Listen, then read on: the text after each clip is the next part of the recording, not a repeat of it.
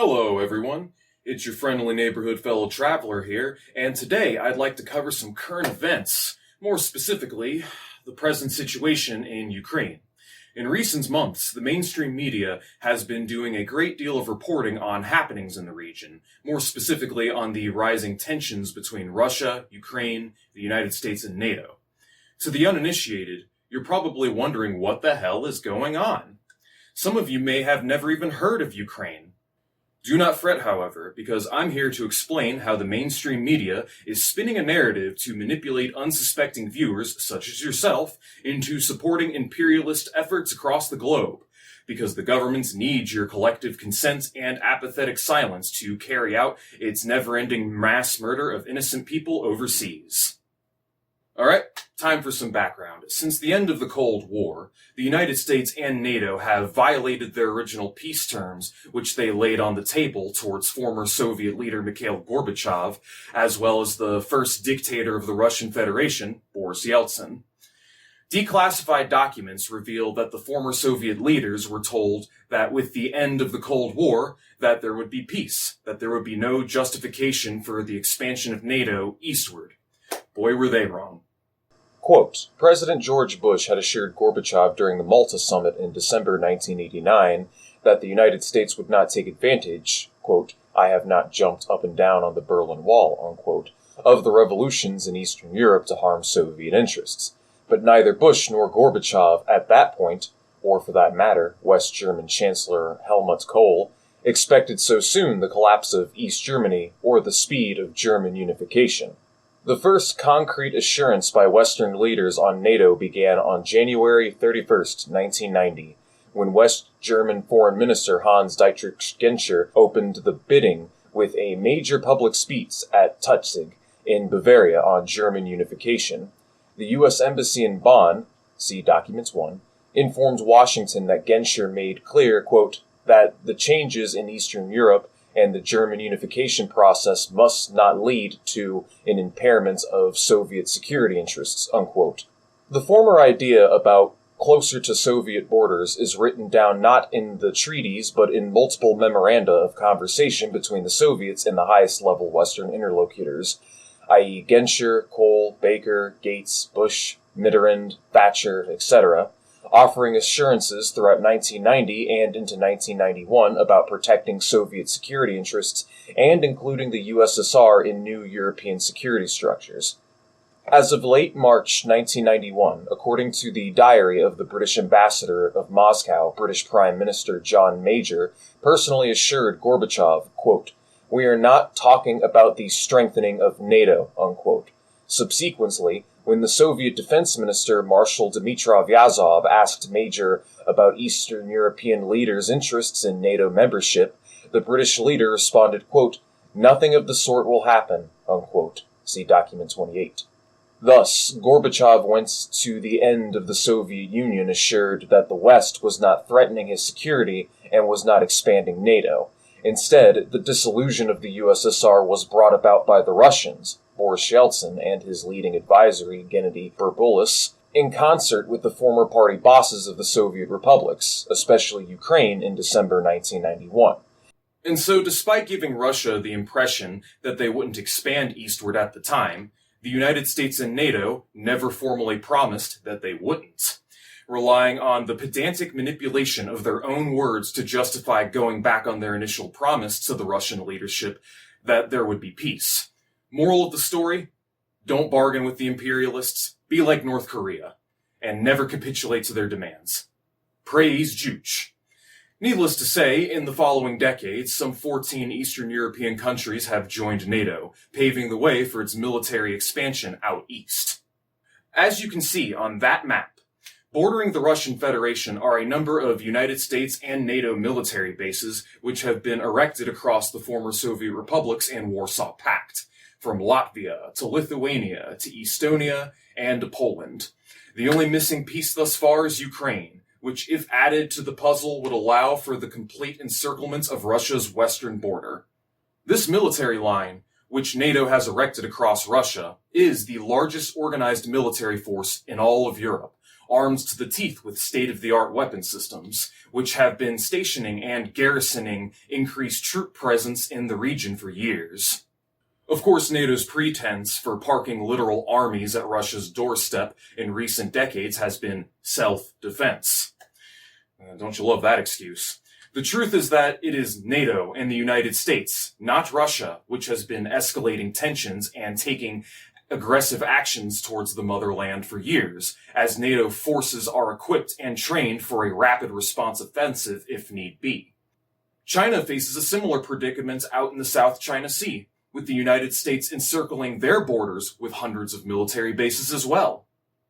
Though the Cold War might be over, though the former communist countries may have been stripped of their economic security and wealth, though the imperialists have been successful in pillaging, raping, plundering, and installing puppet dictatorships in the region, Russia still remains a substantial geopolitical rival.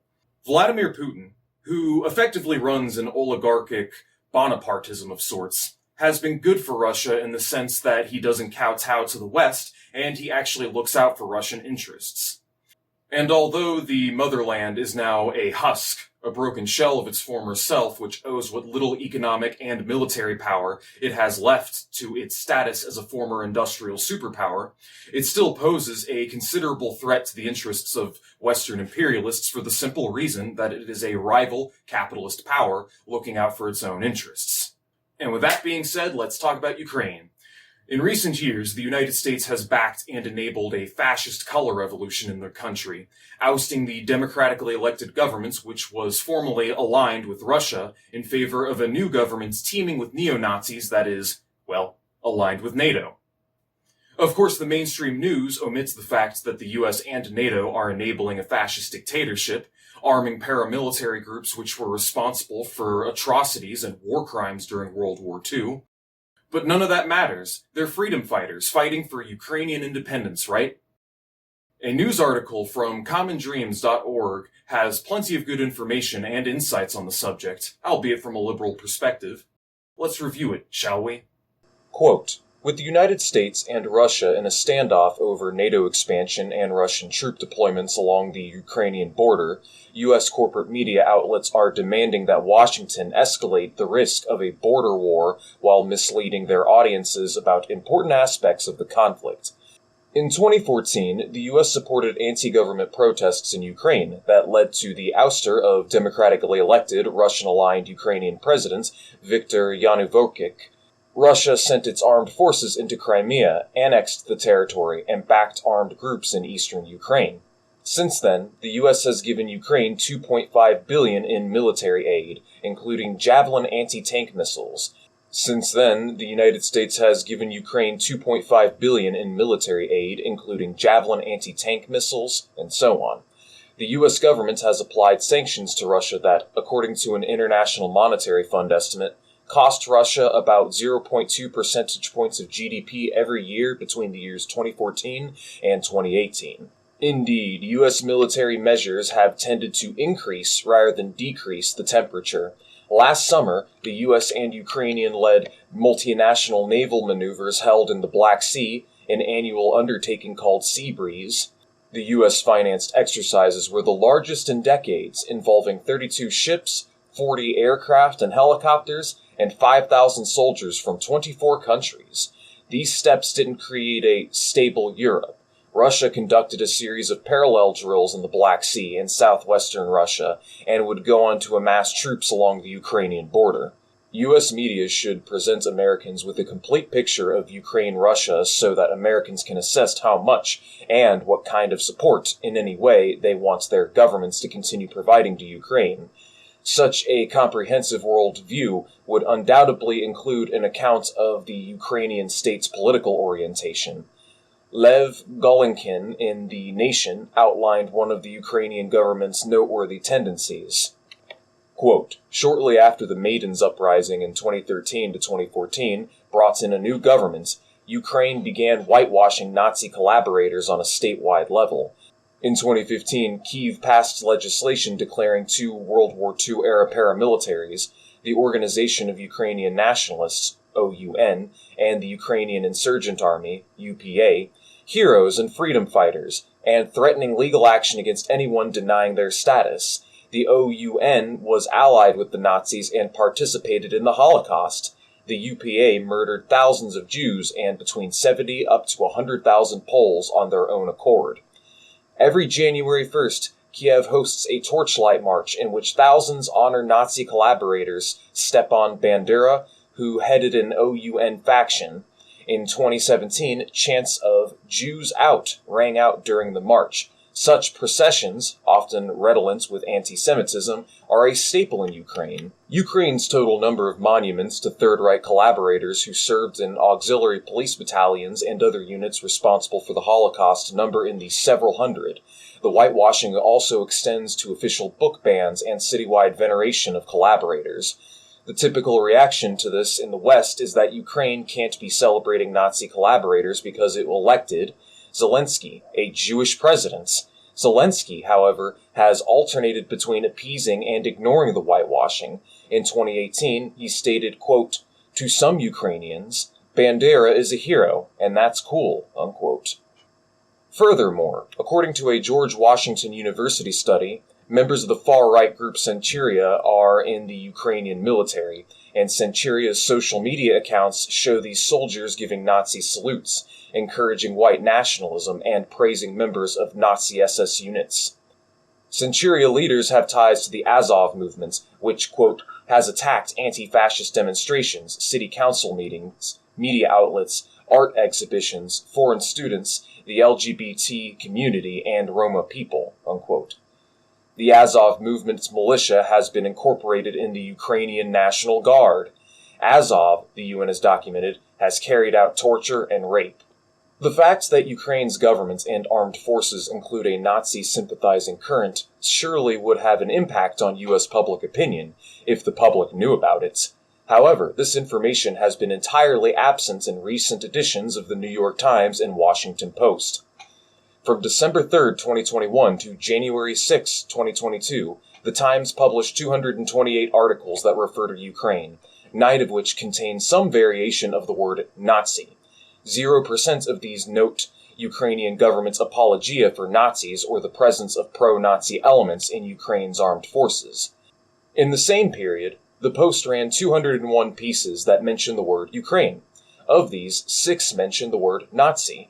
None of them to point out that the Ukrainian state has venerated Holocaust participants or that there are Nazis in the Ukrainian military. Max Boot and Robin Dixon, in fact, dismissed this fact as mere Russian propaganda. In Boot's earlier Ukraine piece, he acknowledged that the UPA collaborated with the Nazis and killed thousands of Polish people, but this article nevertheless suggests that the UPA offers a useful model for how Ukrainians could resist a Russian invasion, asserting that, quote, all is not lost in case of a Russian invasion because, quote, Ukrainian patriots could fight as guerrillas against Russian occupiers, unquote. And now for the million-dollar question. Why does Russia care so much about Ukraine? The short answer, it's because Ukraine is the final missing piece which NATO needs to complete its military blockade. With Ukraine in NATO, from the north to the south of Russia's most western border, NATO will have everything it needs not only to bring an end to mutually assured destruction, but to perform a massive preemptive strike onto the country as to cripple it enough to circumvent any real counteroffensive by the Russians. For Ukraine to be taken into NATO, which is what is repeatedly threatened, would be a very serious threat to Russian security. There are serious confrontations between Russia and the United States. And once again, are they on the Mexican border, the Canadian border? No, they're on the Russian border. In fact, right at the point of the traditional invasion route through which Russia has been virtually destroyed several times in the past century. So Russia has been provoked? Well, what happened? NATO instantly moved to East Germany. Then Clinton came along, expanded NATO right to the borders of Russia.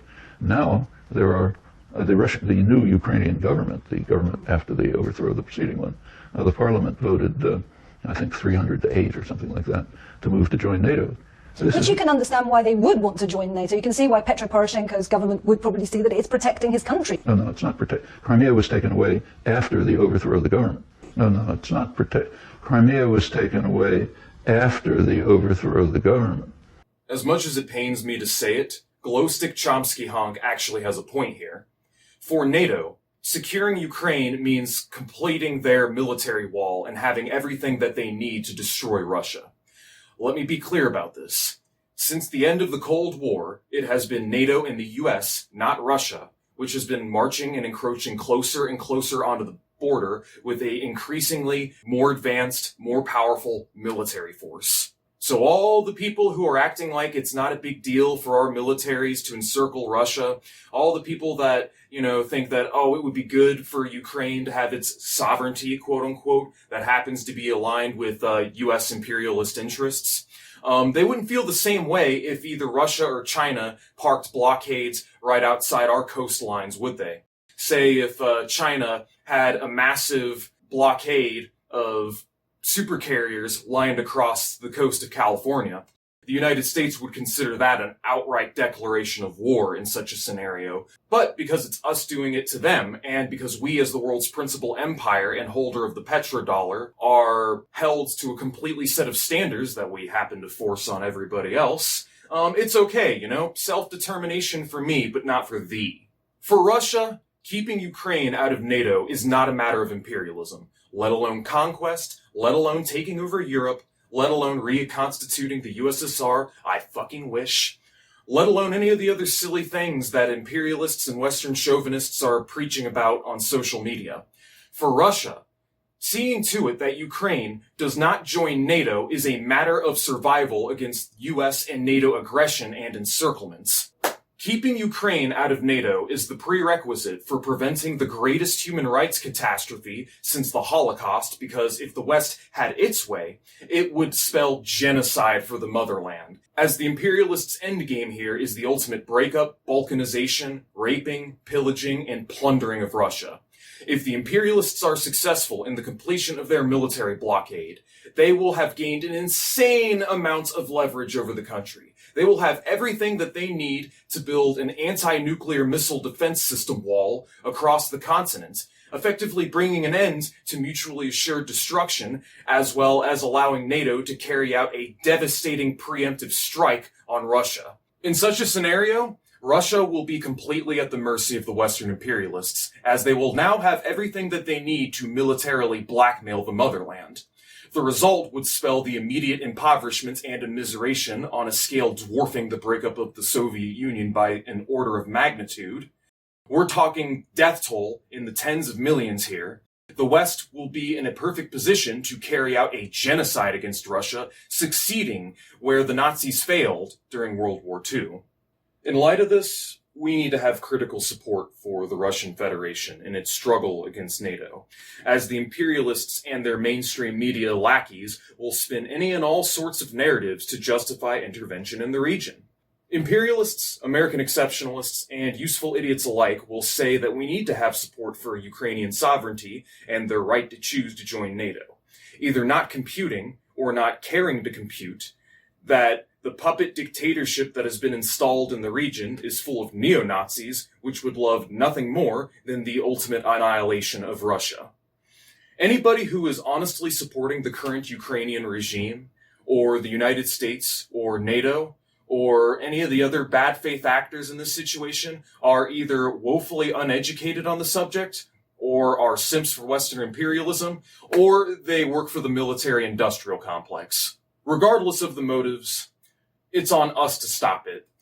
It's important that these right-wing lies are put to rest, that these narratives are countered with narratives of our own, that we tell people the truth and present the facts about the situation, and that we do everything in our power to frustrate the imperialist war machine. In other words, we need to beef up our anti-war activism.